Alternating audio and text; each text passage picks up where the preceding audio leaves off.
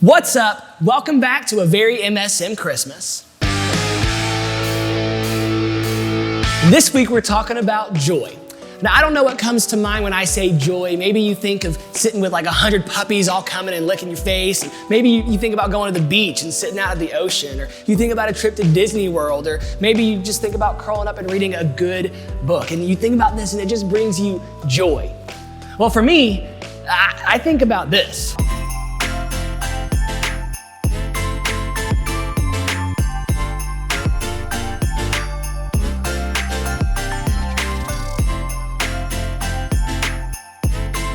Well, whatever it is you think about when you hear the word joy, joy is a really important word this time of year. I went to Walmart the other day. Everywhere I looked, I saw the word joy. It was on ornaments and gift bags. It was on socks and sweaters. Joy was everywhere because we all like joy. There's no one in the world who would not want their life to be more joyful. I mean, come on, we can play with balloons and confetti all day.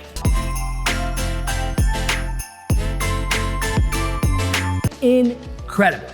And of course, the reason that joy is such a popular word during this time of year is that joy is a really important word in the story of Christmas. In that classic telling of the Christmas story in Luke chapter 2, we see that the angels appeared to a group of shepherds, and what they said is, I have good news of great joy. When the prophets told that Jesus would come, they said this is a message that would bring joy. There's a reason that at Christmas time we sing, "Joy to the world." You're welcome. So joy is a word that's central to the story of Christmas, and it always has been. But this year, if we're being honest, it just feels a little bit different. Because on the one hand, we have these things that bring us joy, but this year it feels like life is really getting rid of them.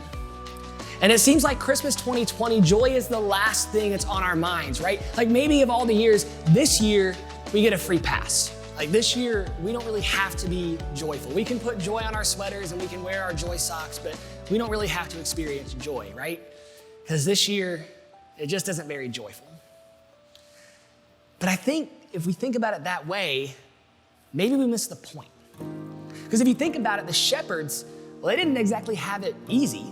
You see, shepherds, they were the lowest of the low. No one in their time wanted to be around them. They smelled bad. They were considered unclean. Shepherds were the lowest in their society. They were having a rough go. And yet at Christmas, they experienced joy.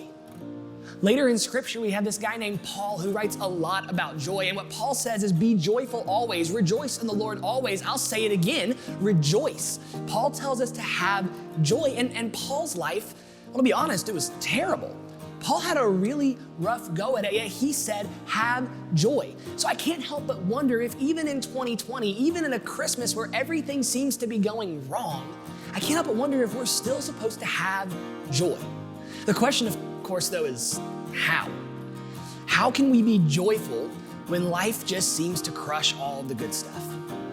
Well, I think the answer to that lies in understanding what joy is really all about. You see, a lot of times when we talk about joy, we're talking about an emotion that people experience when things in their life are going well.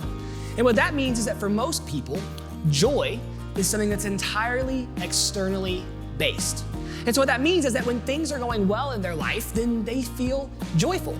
And so when things are good, they experience lots and lots of joy, and it's great. But of course, the problem with this understanding of joy is that when those things start to go away, so does joy. And so a lot of us understand this idea of joy to be something that's really fragile. That if things are going great, then we can have joy and we can be experiencing this great thing and we're happy and everything's awesome. But then as soon as things start going badly, joy fades away. Now that may be the way that most of us understand joy, but that's not actually what the Bible means when it talks about joy. See, in the Bible, joy isn't something that's based on our external circumstances at all. And what that means is that no matter what's going on in our lives, it doesn't affect joy. Things can be good, things can be bad, things can be downright terrible, but no matter what's happening, joy still remains. And the reason is that, like I said, the Bible doesn't have joy as something that's based around the external circumstances. Instead, joy is something that's found based on an internal reality.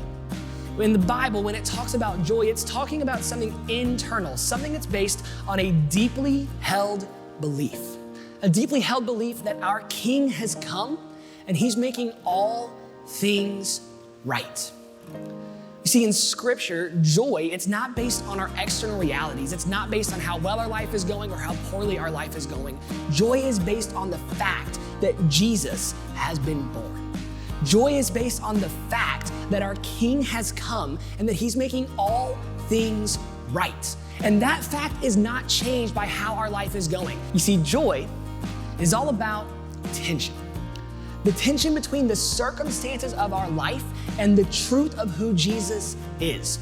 Like we've been saying for weeks now, Advent, this season that we're in, is equal parts celebration and anticipation. During this time, we celebrate that our King has come, and we anticipate the moment when he will come again and will make all things right.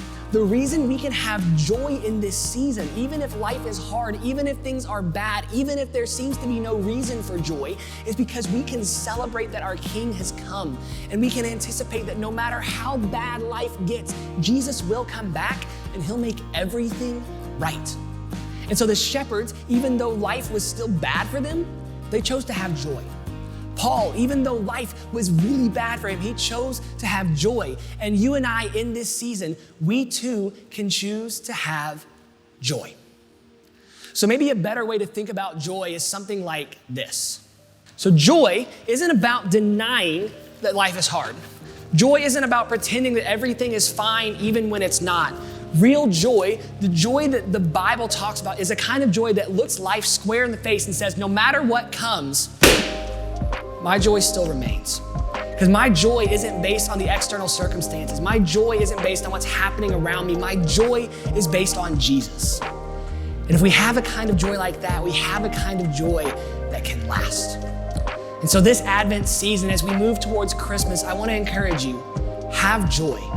Have joy based on Jesus. Our King has come and he is making all things right. And even if things in life aren't going too well right now, we can have hope that as we anticipate his coming again, that he will make all things right. So this season, let's have joy.